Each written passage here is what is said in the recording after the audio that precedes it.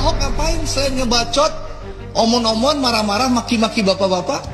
Apa yang dilakukannya? Ada nggak dia bawa data ke aparat penegak hukum? Nggak ada kan? Ngapain dipanggil? Saya tantang balik, DPR panggil saya datang, saya masih datang. Asal sidang terbuka. Sampai hari ini nggak ada yang berani panggil gua DPR. Kenapa? Takut ya lu orang, gua bilangnya. Takut lu orang semua. Takut gua ngomong gak? Nggak ada berani panggil gua. Kita ngapain kasih panggung orang yang sudah pensiun, gak berbuat apa-apa, lalu sekarang setelah Kejaksaan Agung melakukan penegakan hukum, dia mau jadi pahlawan kesiangan. Ya, ini kan pahlawan kesiangan. Untuk apa? Kalau dia punya data, harusnya dia jadi komut, dia bawa datanya ke Kejaksaan Agung, ke KPK, atau ke kepolisian. Itu baru kerja pengawasan. Saya tulis surat temuan semua pada Menteri BUMN kok. Saya masih simpan, itu suratnya bisa diperiksa. Makanya saya senang kalau aparat mau turun, saya kasih satu dis saja, aparat kalau betul-betul mau bersihkan Pertamina.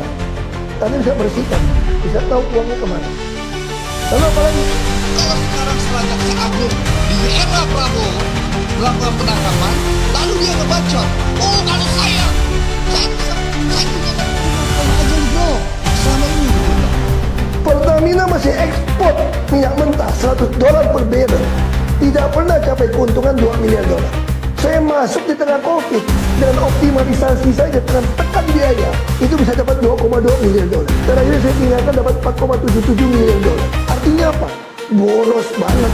Bahkan target saya kalau mereka melakukan efisiensi 46% di 2024 waktu saya tinggalkan, harusnya Pertamina dari pengadaannya bisa untung $45 miliar. Lo kalau $10 miliar, lo efisiensi 46, lo langsung dapat $4,6 miliar. Nah, tolong penyidik BPK cek Pertamina.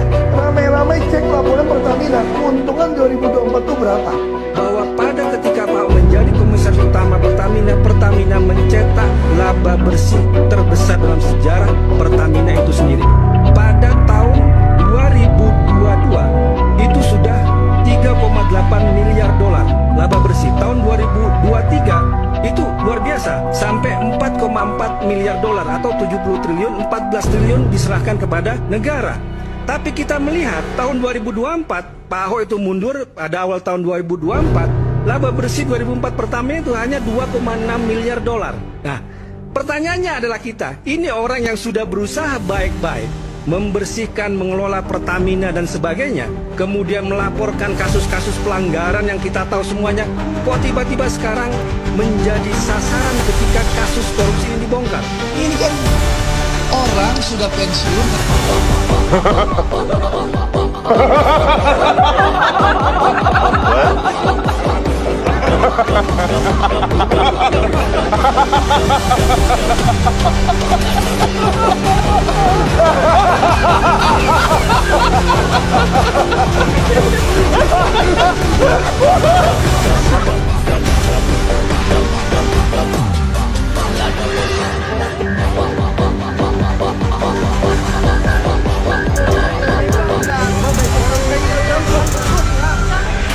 Masih gua olah rima di dapur rekaman, rupanya orang kayak gini ya jangan dikasih jalan. Mereka bertindak sesuka, rakyat bawa menderita, berhidup sakit sebuah